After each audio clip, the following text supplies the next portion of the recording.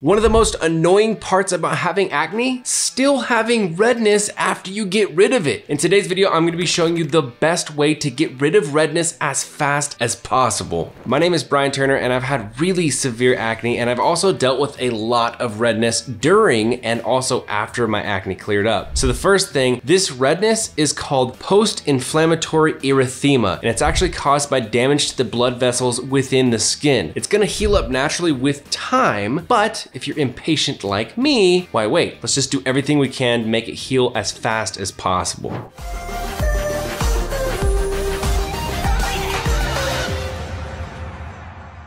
All right, let's just get right into it. I'm gonna be sharing the most effective things, and we're gonna start with professional treatments before we get into the things that you can do at home. When it comes to professional level treatments, there are three that have been shown to be the most effective. The first one is vascular lasers. There are two types of lasers that are the most commonly used for redness and erythema. So those are PDL and IPL. So pulsed dye laser and intense pulsed light. Those are the most common, and basically what they do is they just heat the blood vessels and they end up reducing the blood vessel diameter. Next up is a professional level microneedling. So this is really helpful for stimulating collagen and elastin regrowth, basically just increasing the speed that your skin heals itself and also those blood vessels healing. If you go to a practitioner that really knows what they're doing, they're also going to take advantage of the fact that right after this session, your skin is going to be able to absorb active ingredients a lot better because you basically have these holes that let it penetrate into your skin deeper. So this treatment can actually be double useful if they apply the right active ingredients in a serum immediately after the sessions. Last up are chemical peels. Now these work exactly the same way as the at-home chemical peels that you can do. The only difference is when you go to a professional, they can use a higher concentration of the acid. Okay, now from personal experience, I've done a few of the professional treatments and they are pretty expensive. So I know for me personally, when I was looking online, I know you probably too, you want to find out what you can do at home for a fraction of the price, but still get really good results. So now we're going to go into the products and ingredients that you can use at home to increase the healing of this redness. We want the ingredients that we use to basically do three things. One, we want it to help heal the damaged blood vessels in our skin faster. Two, we want to reduce inflammation overall. And three, we want things that are tyrosinase inhibitors. What the heck does that mean? Tyrosinase is the enzyme responsible for the first step in melanin production. Now, when cells have been damaged by the inflammation of a pimple, the tyrosinase enzyme will send an excess of tyrosine, which will result in overproduction of pigment. So all that basically means is that when you have a lot of this, you have a lot of discoloration after your active pimples. So the more we can slow that down, the better. Now there's quite a few ingredients that do all three of those things, but here are the ones that I've seen the most scientific research on and the ones that I've personally used and had the most success with. Now first up is a retinoid. Now I put this first because it is such a hero product, ingredient, whatever you want to call it. I've used this a ton. I actually have quite a few videos where I talk about my experience with it, but it's great for healing mild to moderate acne. It's also great for scars because it turns up your skin cell turnover rate, which basically means that you create new elastin and collagen, and it helps to even out the skin texture. But for our purposes, it also helps with your redness because it turns up your healing of those blood vessels. There are quite a few different brands that you can buy over the counter, which is awesome. I used the Differin gel for over a year. Then I got onto the acne-free adapalene gel. All of them really are quite fantastic. Second up are chemical peels. Now there's a lot of different ones that you can do. Glycolic, azelaic, kojic acid. All of these are anti-inflammatory. These all also help you to stimulate new healing as well as, again, collagen and elastin regrowth. In studies, azelaic acid has been shown to be the most effective at 20% concentration. Now, I've never used kojic acid, but if you go online, you'll see tons of success stories. People really enjoyed how it helped them with their redness. But my favorite out of all of these is glycolic acid. It has tons of research. I've used it for like